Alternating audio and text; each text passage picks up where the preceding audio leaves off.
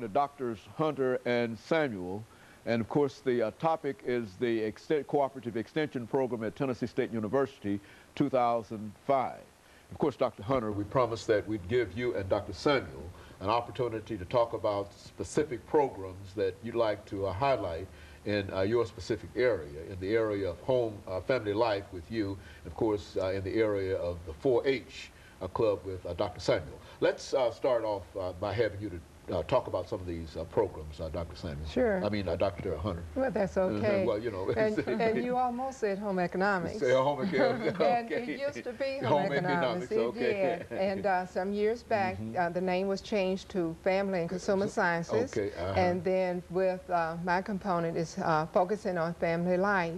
What we are also striving to do in Cooperative Extension, we build partnerships.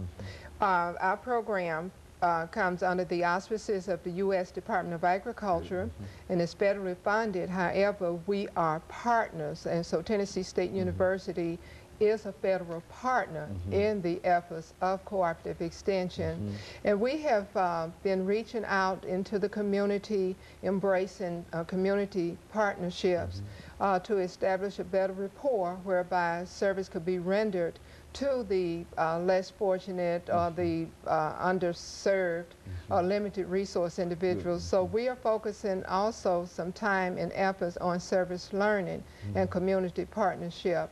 And we're striving to help individuals in several areas, whether it be parenting, whether it be in nutrition, menu planning, or just family resiliency, just a whole gamut that we can be able to go out and just work with our partners. And the partners also consist of religious organizations, not only just public agencies or what have you, but we work with... You're involved with churches? We do, and we have held seminars at churches, health fairs, and what have you. And we also work in the community with the YMCAs, the Boys and Girls Clubs. So we are out there, but it's unfortunate that many people are unaware of our existence and what we have to offer them.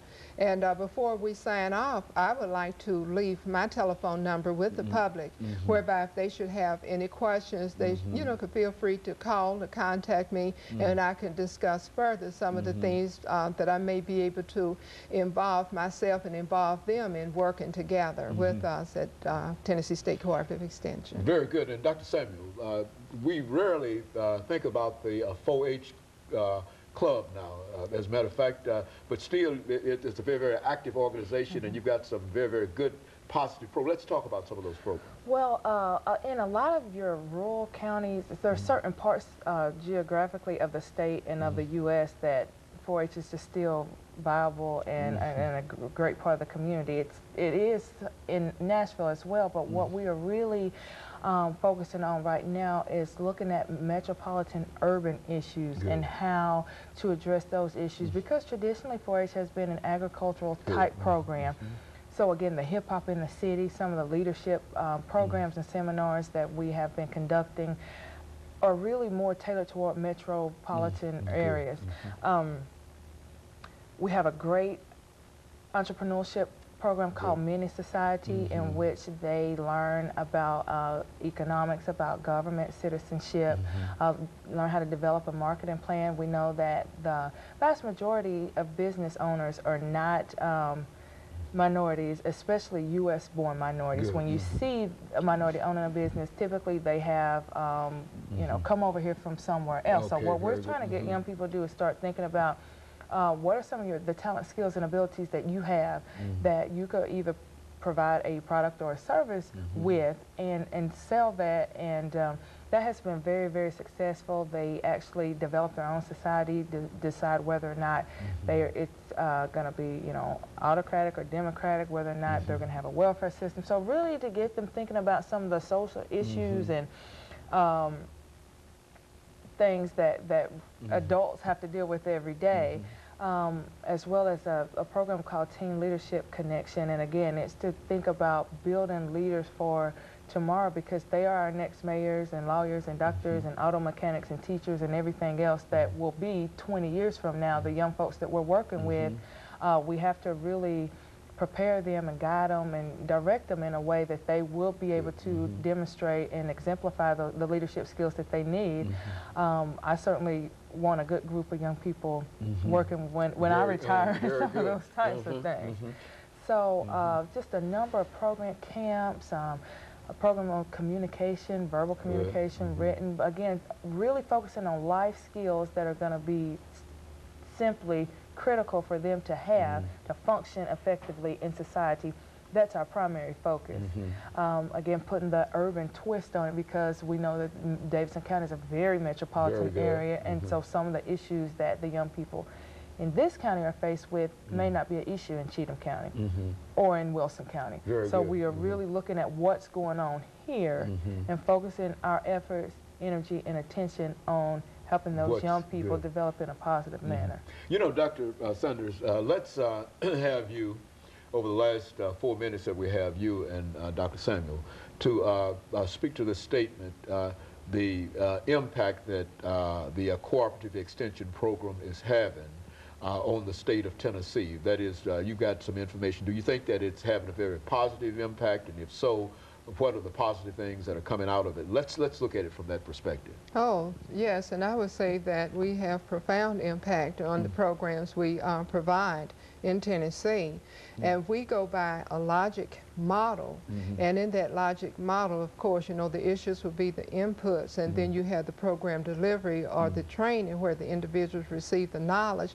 We look at how they have taken this knowledge and used the knowledge to develop skills and change their behavior or whatever it was that they were doing at first, what they're doing differently or what they plan to do.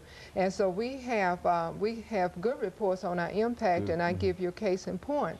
In parenting programs, you know, people have an expression, well, it worked for my mama, it worked for me, and it'll work for little Johnny, but times have changed. What may have worked for you and me may not work for little Johnny, and the law really prohibits parents from administering punishment that you and I may have received when we were growing up.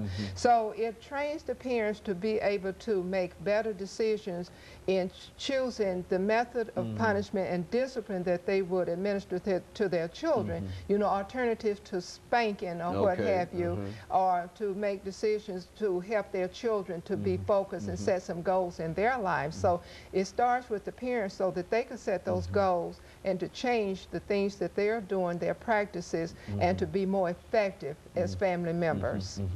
You know, Dr. Samuel, looking at the impact that the 4-H club is having, do you think that it's a very, very positive kind of thing? And if so, what are some of the positive attributes of it? And if not, what should we do in order that we might improve what you're doing? I certainly think that the outcomes have been positive. I think that there are enough young people that if it was 50,000 programs, it would still be something for us to do, something for other programs to do. And as Dr. Hunter mentioned earlier, a lot of what we like to do is collaborate with the schools, with Bethlehem Center, with Martha O'Brien, with a number of different programs to have the maximum impact that we can have, because we know that the young people are faced with so many issues, and they need the support from all of the programs in Metro Davidson County and beyond. So certainly I think that our programs are making a positive impact. One of the biggest advantages of this program, the types of programs that we do, is they are very hands-on, experiential type programs where we're not just sitting there lecturing and browbeating and telling them do this, this, this, and this. They are actually engaged in learning how to write checks, learning how to make a budget. Some of the things that some adults don't even know how. They will make a real difference in terms of their lives. Exactly. In a real sense. Exactly. That's exactly correct. And of course, we do have to provide impact statements at the end of the year to receive funding from the federal government. And Tennessee consistently stays on the high list, the kind of stellar list as far as the programming that we're doing in the state. So we are most proud of that. And so over the last half minute we have here, we could say that the cooperative extension program in 2005 in a real sense is doing what the cooperative extension program at Tennessee State University has been doing all along, but it's in a better position now to do more than it has done before. and that if it had the additional resources, I would imagine, that probably comes through something like this, that you could probably do much, much more. But up until now, you are doing a very, very good job with what you have. Okay, and of course, I think that we'll accept that as a final statement today. And let me encourage our audience to tune in again next week for another informative edition of Comments. Thank you and good morning.